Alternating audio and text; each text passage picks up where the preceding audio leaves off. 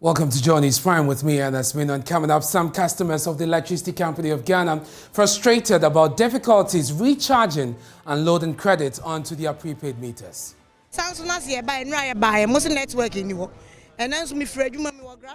The day before.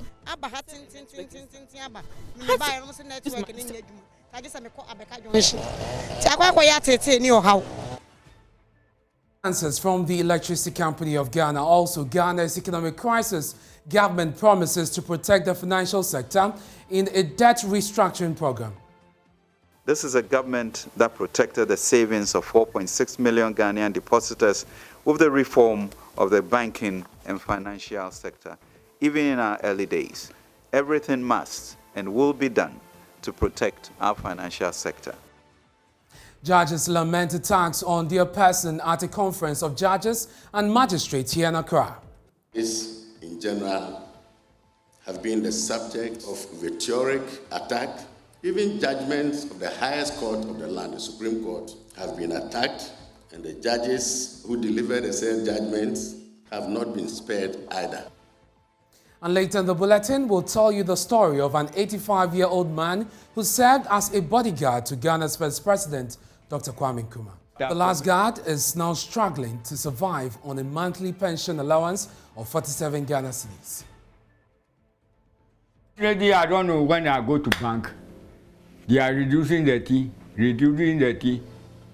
Now, if I go, first was 50. Then they are reducing it, now they say 40. At 8 p.m. we'll bring you Prime Business. Now coming up in business.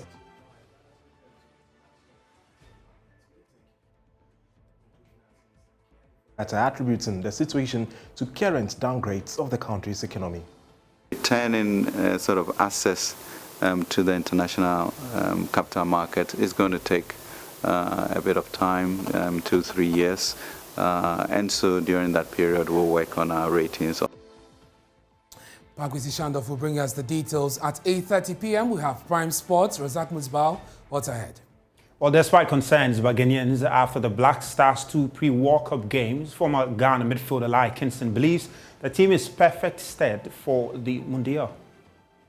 I saw modern football, modern game yesterday from the Black Stars. They created a lot of chances. Iñaki Williams making a lot of deep runs.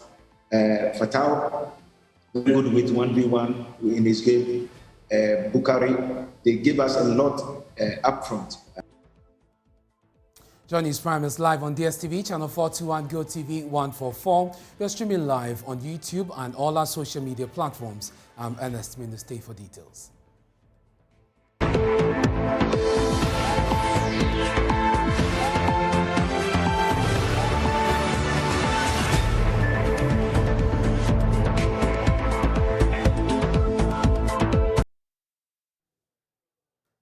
Hello again, thanks for choosing us. Now, some customers of the Electricity Company of Ghana have expressed frustration about difficulties recharging and loading credit onto their prepaid meters. Some of them say they've been roaming relentlessly for days trying to recharge their meters, which is adversely affecting their businesses, especially.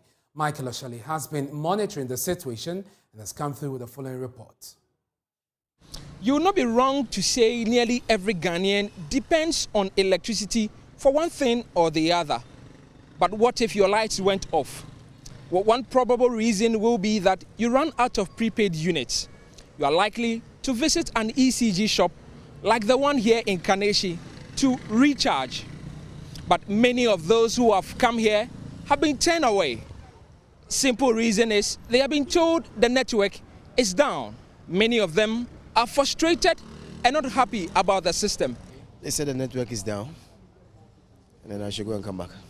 Rashid is one of many affected customers looking to purchase credits for his prepaid ECG meter. For a good part of the day, he has been on a motorbike combing the streets of Accra in search of a functional vending station. It's down. It's literally, by now it should go off by now. But today it's down, so maybe I'm trying to see maybe if I come back later on in the day, I might get some. System, bad. I mean, light off. Like, this is your work. Do something about it. And then I come, you are telling me I should go net. Just like that, simple. Network is down. I mean, go and find your way out. Like Rashid, Linda Asante is also frustrated. She's been to the Aveno ECG substation for days, but has been unsuccessful in her quest. I was here the day before.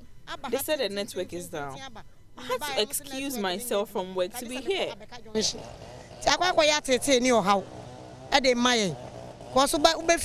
very frustrating. It looks like I will have to sleep in the dark tonight. It's really worrying me. It's already hard to pay bills.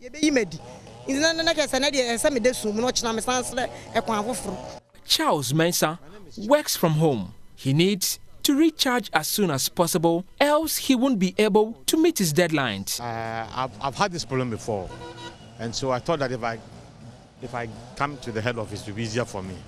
I'm coming from Tesano. It's not even frustrating, but it's also very annoying. For the fact that you have some money to pay, and then they tell you there's no network. It's not too good. When there's no network, I think that we should have a meter with options. You could use the card, you could use the app, and even if you postpaid, so that you don't frustrate your citizens. Well, that's what I use the app, but they tell me that there's no network. Regional PRO for the Accra West region, Fred Bembeo Johnson, explained the issues facing the availability of its services. Some of our customers want particular prepaid meters to vend.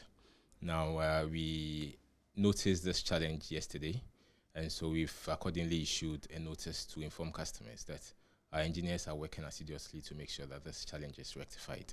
And as soon as possible, once the system is back up, they'll be able to buy from us. It's something within our remit that we should be able to fix. So the indications are that by close of day today, we should be able to rectify it and restore supply. If the issue is not resolved soon, the aggrieved customers fear they will sleep in the dark. For Joy News, Michael Ashale. Let's get some answers from the ECG General Manager in charge of external communications at the company, Charles Ni Aikwai, who joins us via phone. Thank you very much, sir, for your time here on Joy News Prime. And so the indication we got from your representative in our package says that the issue should be resolved by close of day. Has that been resolved?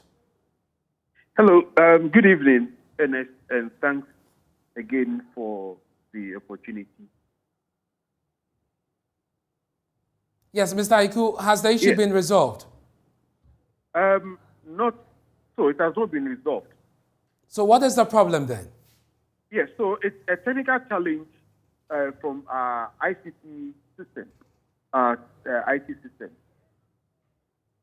When you say a technical challenge, how exactly? What exactly is causing this problem? Yeah, so it's a technical challenge that has affected our prepaid metering system, making it impossible for some of our customers to purchase electricity credit. This has persisted, at least for what we know, for about 2 days now. Businesses are being affected, and almost everybody within your operational area is being affected. When can this be resolved? Yes, as I speak to you now, I'm on my way to the project office, and I'm sure to get some concrete information about when the system will be fully restored as soon as I get the update. So you're not sure when this will be resolved? That is in simple terms? Yes, exactly so. What will happen then? But I hope to get some updates as soon as possible. This is definitely affecting businesses. There's the ripple effect I'm sure you cannot imagine. Once this is resolved, you say you do not know when, does it mean that businesses should take other measures to keep their businesses running? We sincerely apologize for the inconvenience caused by this technical challenge, and we hope that very soon to be resolved. Even though I'm not able to give you the exact time, as I speak to you, IT teams, IT engineers, and all of those involved are working very hard to make sure that the system is restored. So yes, we do apologize, and I hope to give you an update very soon. When this is resolved, can we be certain that the customers will be compensated for the loss that they have suffered as a result? I will communicate that to you. But this is very disappointing, Mr. Aiku, for a service that recently asked the PURC to increase tariffs so it could deliver on its mandate, seeing that prepaid meters are not functioning, that people cannot even buy electricity. That is very disappointing, Mr. Aiku. We do apologize for the inconvenience. We do apologize. And as I indicated, we are working hard to make sure that the system is fully restored. And for all our customers who have been affected, would have power very soon.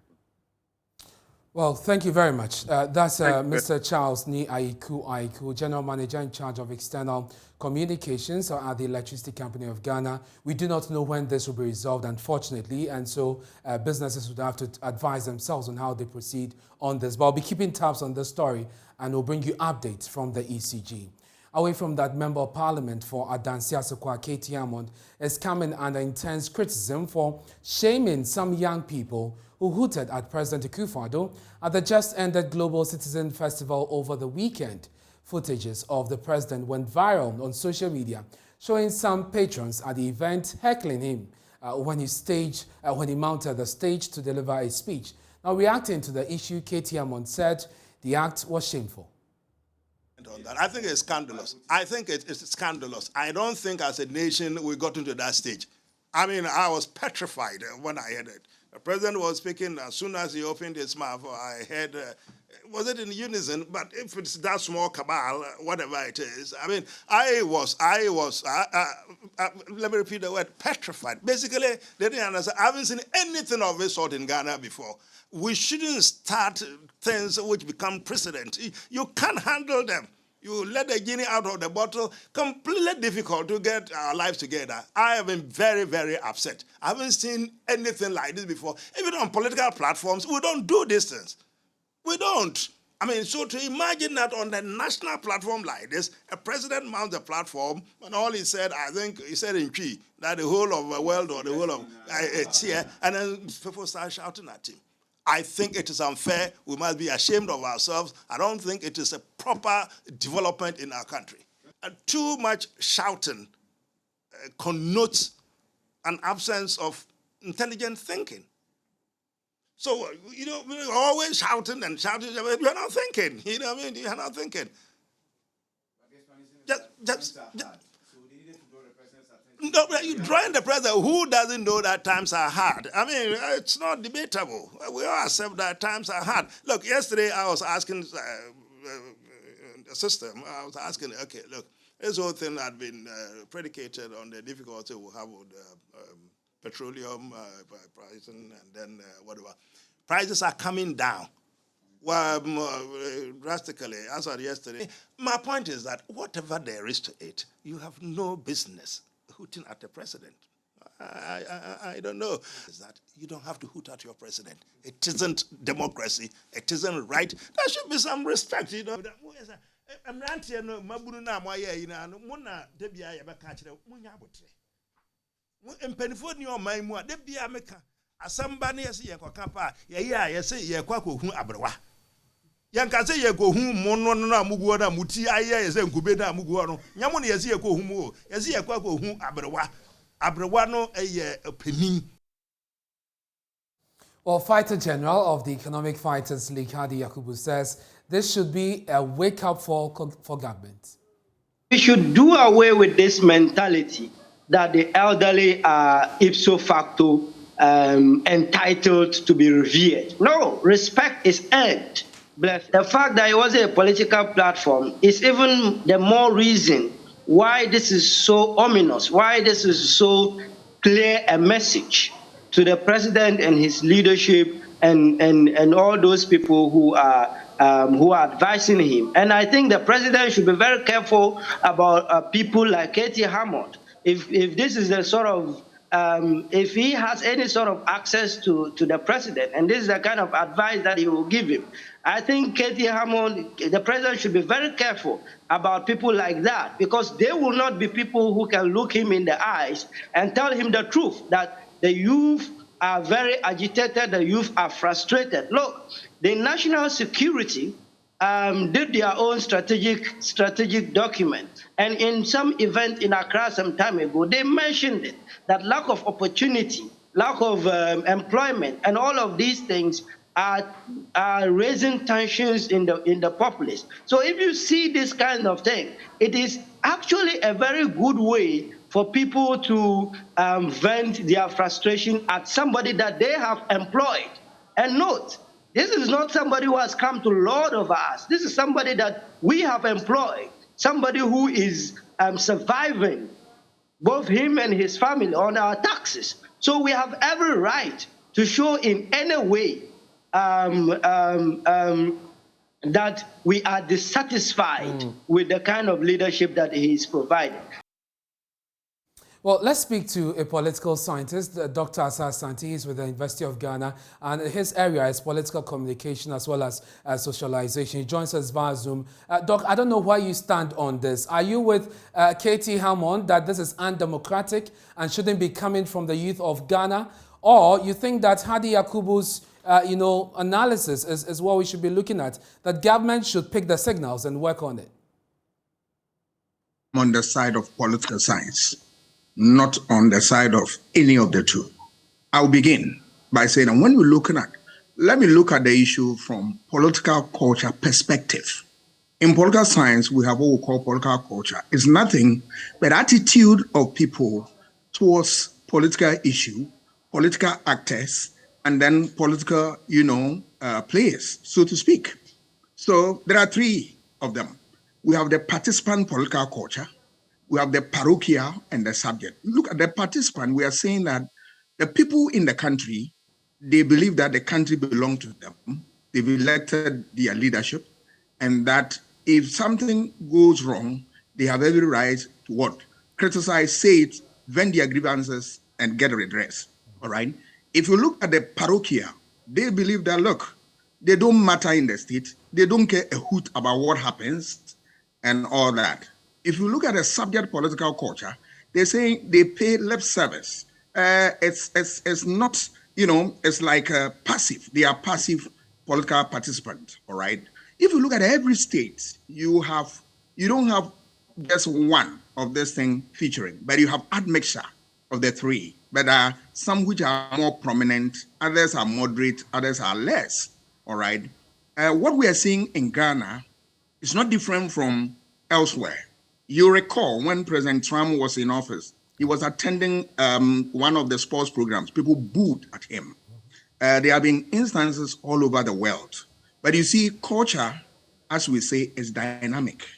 It may not sit well in this country, but remember that with time, people learn practices from elsewhere. Let us remember that this democracy we are practicing is not African democracy where our cultural values are in here. And for that reason, that is the gauge for the conduct of our leaders. No, it's the Western type representative. So people pick other aspects of the world and replicate them here. So you'd say that this is not wrong. Point that explain this. You would say that this is not wrong given the context that you've created. I haven't come to that yet. I haven't come to that yet. Let me just go forward a little bit. It tells you that political elites have not taken the trouble to understand the political culture of this country. So as anytime you want to take a decision or there is a problem, you know what to do. They just usher the president into a youth program where the youth have been promised jobs. They have been giving all manner of promises. They have the economy, we are struggling to fix it and all that. Obviously, you see some reactions. But to this extent, yes, people may not be pleasant with this, but I tell you, when you talk about, sentiments, and the Constitution gives people the right to what? Vent out. If they operate within the law, you can fault them. I am not by this. accepting this. But I'm explaining the nuances as it relates to what politics. It tells you that issue of the economy and politics are so critical in the state that when you are governing, you must be mindful of this. Else, you have people who would demand accountability on this. The booing aspect of it, yes, I've explained from the point that I'm talking about, right? You can look at it as positive or negative. I'm not the one to pass the judgment. But you look at it, what about if the president was cheated? What would have been the situation? All right.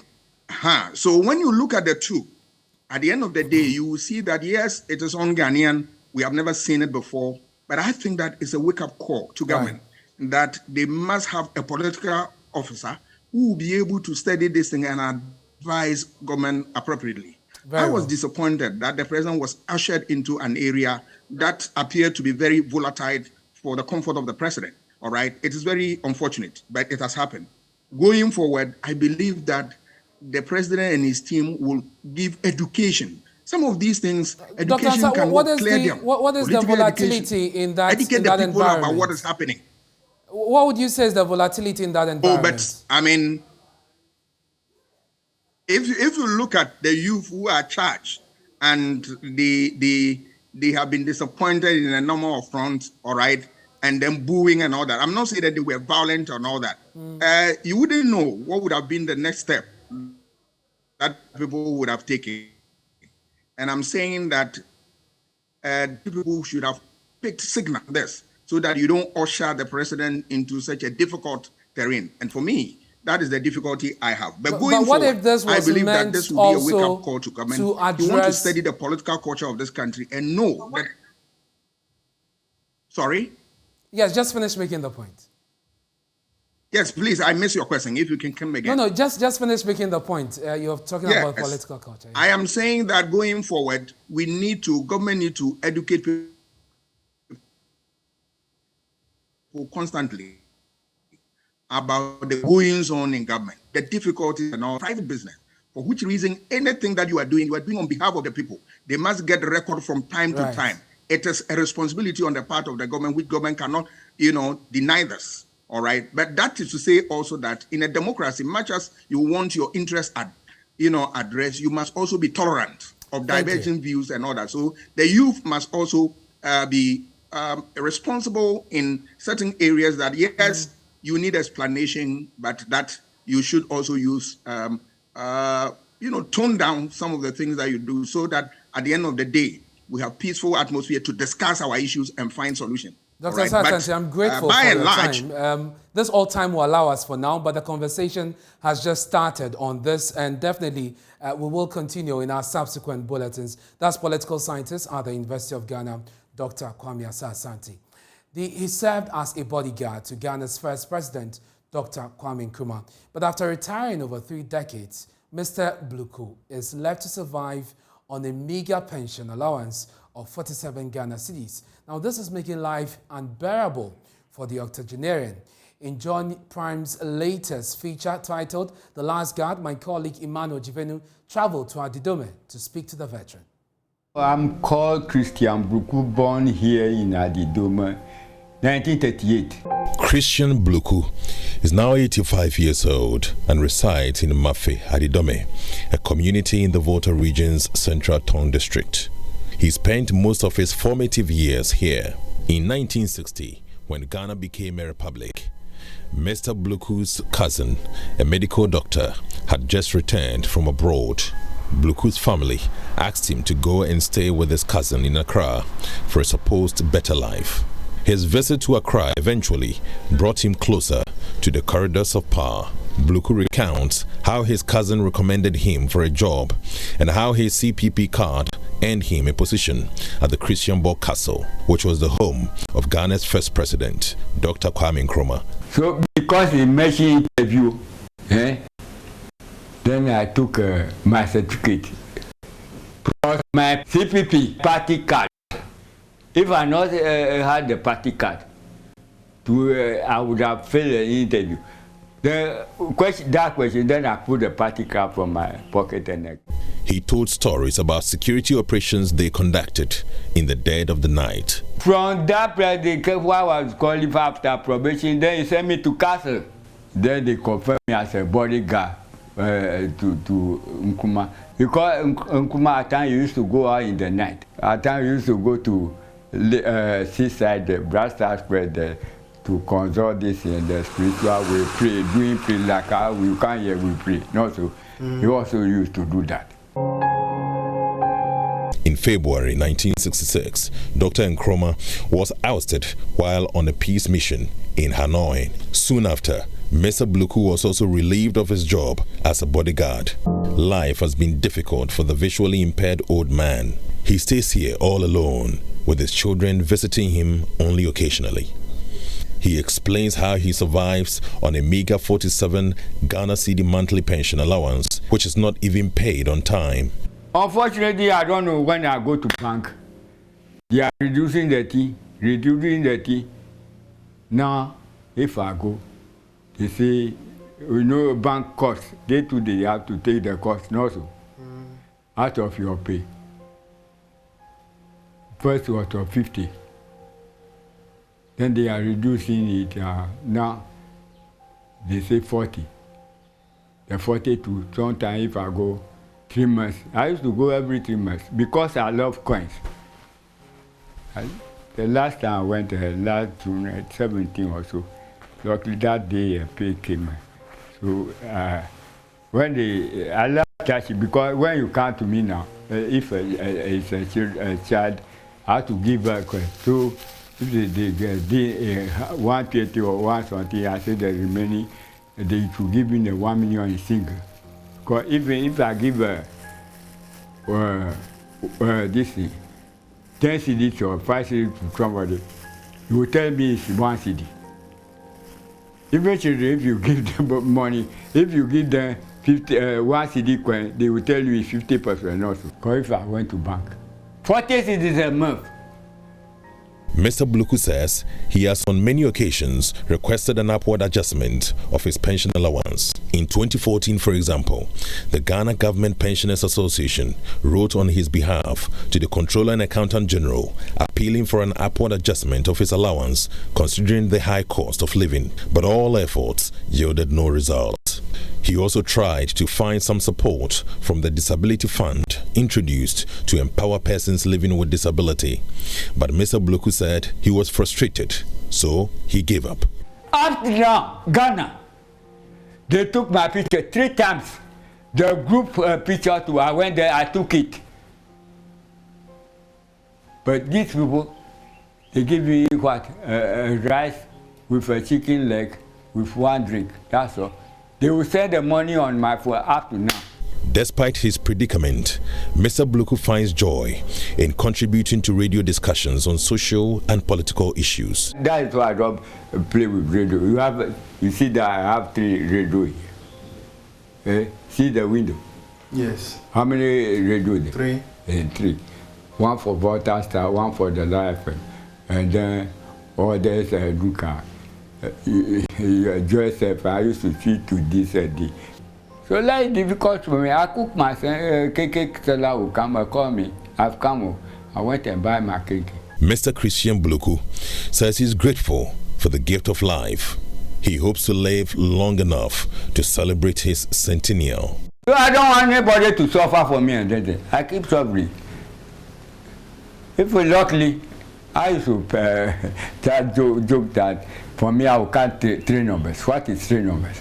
3 numbers, 2 numbers what? 85 now. 3 is what? 100 also. Yes. And always when they ask, I will count that. But I don't feel bothered about it. However, he is disappointed that the government has ignored him and has not considered increasing his pension allowance. Emmanuel Juvenis report for Joy Prime. This is Joy News Prime with me, Ernest Kojo. Still to come, Ghana's economic crisis. Government promises to protect the financial sector in a debt restructuring program. This is a government that protected the savings of 4.6 million Ghanaian depositors with the reform of the banking and financial sector, even in our early days. everything must and will be done to protect our financial sector.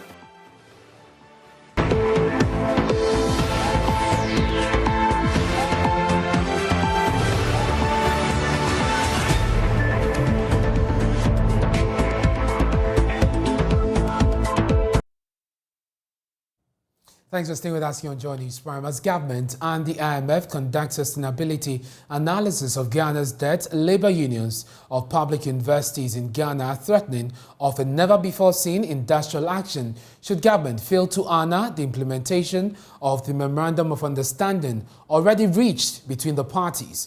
The association, UTAG, Ghana Association of University Administrators, and TEWU, as well as the Senior Staff Association of Universities of Ghana, at a press conference today, cautioned government to refrain from varying their conditions of service if they want to have a peaceful environment to negotiate with the IMF. National President of UTAG, Professor Solomon Nunu, addressed the press in Accra. Contrary to the MOA and the reference, the Minister of Finance directed that fuel allowances and other allowances that dependent on ex-pump fuel price, which was hitherto pegged at the number of gallons, has now been converted and determined in absolute rates without recourse to any of the labor unions in the public universities. For this reason, we totally rejected the absolute rates as the procedure for taking such decisions. As it was not followed, the procedure was not followed, and the status quo should remain until agreed at a negotiation. Again, the employer ignored the concerns of the unions. It has come to our knowledge that henceforth there is going to be a disparity in the existing practice, notably the vehicle maintenance and off-campus allowances. The disparities here being that it is going to be applicable only to duty bearers in our universities. This action is not only unacceptable, but creates a class system like the famous George Orwell's Animal Farm, and discounting that the other members of staff and the duty bearers both go to the same marketplace. We know the language that easily sinks in their psyche, and we will speak it in 1 week if they fail to adhere to our agreement with us. The unions also take this opportunity to advise the employer to be circumspect, as we do not take delight in disrupting the academic calendar. Nevertheless, when compelled to do so, we will not hesitate.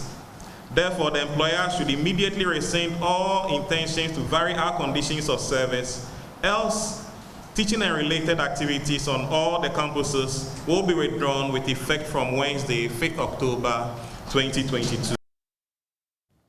Joining us via phone is the president of UTAG UCC, Dr. Samuel Bedkusi. For more on this, thank you very much, sir, for joining us here on Joy News Prime. And so, government is giving full allowances to officers of the universities. The economy is also not in good shape, as you have acknowledged in various press conferences. Why then, should you proceed with such demands around this time?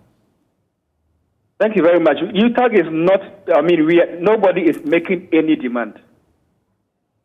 These are conditions we have agreed to earlier. It is not new. These conditions exist. We signed on to these conditions as far back as 2021, August, and that has been the practice. Indeed, we agreed that the fuel rates were going to be revised twice a year. Since 2021, August, we never saw any review until we pushed behind the scenes. Even indeed, let me just say that the employer had written, the Ministry of Finance has written that they were freezing it. And we said, no, that is not what we agreed.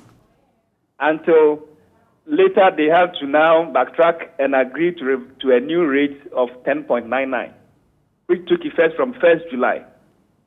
Now, universities begin implementation, and then another letter comes to say that, no, it's only applicable to fuel. Meanwhile, we know that per what we have all agreed, and as has been the existing practice, these allowances are tied to a certain number of gallons. Car maintenance allowance, off-campus allowance, because people are moving from their homes and all that to go to work. And these are part of what the salaries we receive every month. So what then the question is, what is the basis for revising these already existing agreements without recourse to any of the unions? So we are not demanding anything. When is this new variation expected to take effect? Pardon? When is this variation expected to take effect? It has taken effect. It has taken, indeed, for universities, those that started implementing last month. Now, this month, because of this new letter, they have had to revise to the old rates. So it has already taken effect. Have you officially written to government to find answers to some of these questions? We have done that countless number of times. Indeed, if you check our press statement, it refers to the number of times we have written and the number of behind-the-scene calls and engagements that we have done, which has not yielded any positive results. But Dr. Kusi, you appreciate the fact that times are hard and government is trying all it can to contain the situation. Times are hard, but I will have to go to work. Times are hard. I go to the same fuel station that everybody goes. So how do you expect that because times are hard, I don't go to work, I stay home? Would you rescind your decision to strike if government enters an agreement with you to stagger the payment at least over a period?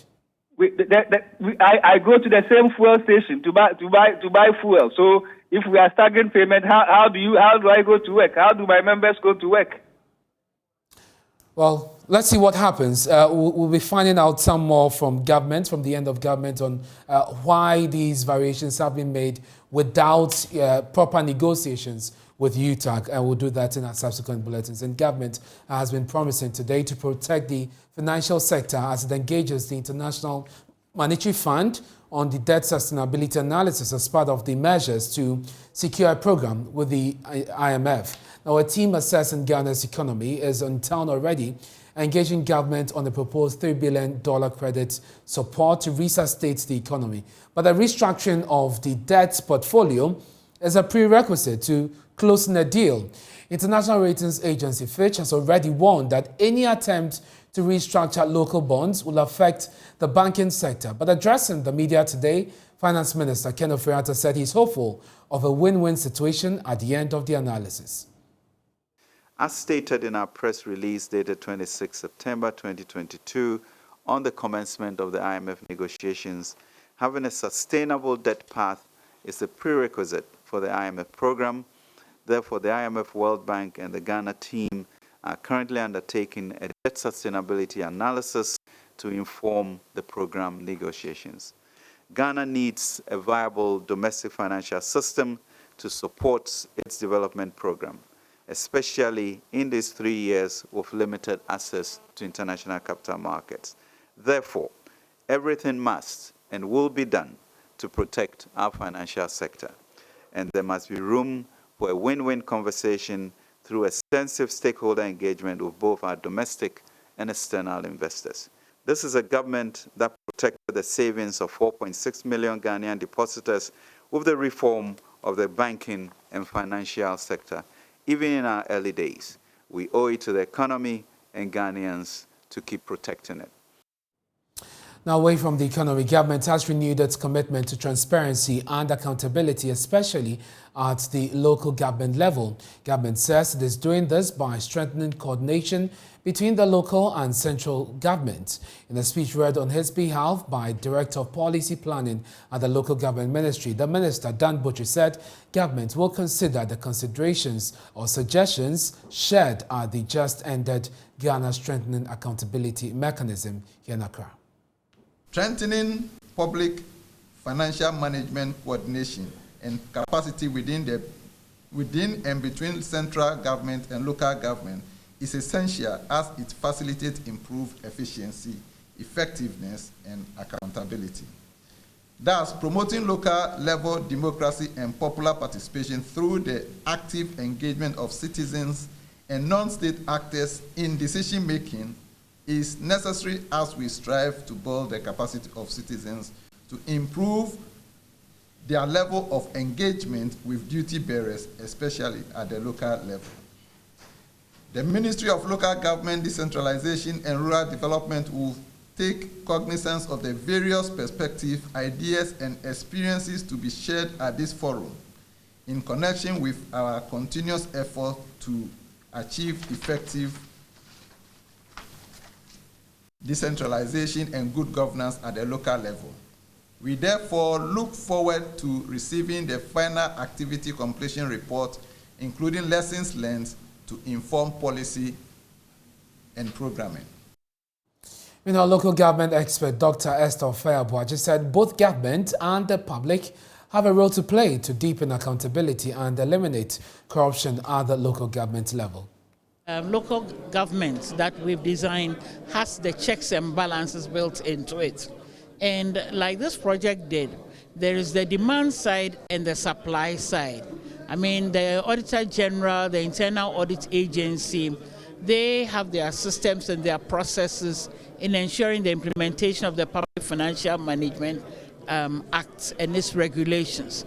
But what is lacking for me is the sufficient involvement of the citizenry, in the sense that when all these findings are made, the checks and balances supposed to come from the citizen side, involving them in the matters that affect them, getting their inputs, getting them to ask questions. Can we make it such that people see local government and local governance as essential to their well-being? If you call a fee-fixing meeting and you bring artisans, you bring hairdressers and so on, they will come willingly because you are going to talk about money and their obligations there. Can we make local government relevant to the lives of the people? That's the kind of investment of time, energy, education, and opportunity in the efforts to include the citizenry. On her part, the USAID Mission Director in Ghana, Kimberly Rosen, indicated that a USAID commissioned impact evaluation of the GSAM activity revealed that citizen action with support of local government CSOs has improved. According to Madame Rosen, the evaluation also found that a key intervention with the Ghana Audit Service to conduct value for money audits on district capital projects reduced the incidence of partisan manipulations of district budgets by local politicians. She says strengthening accountability in the delivery of public services undoubtedly would assure a more producive and healthy life for Ghanaians and position them to better contribute to national development.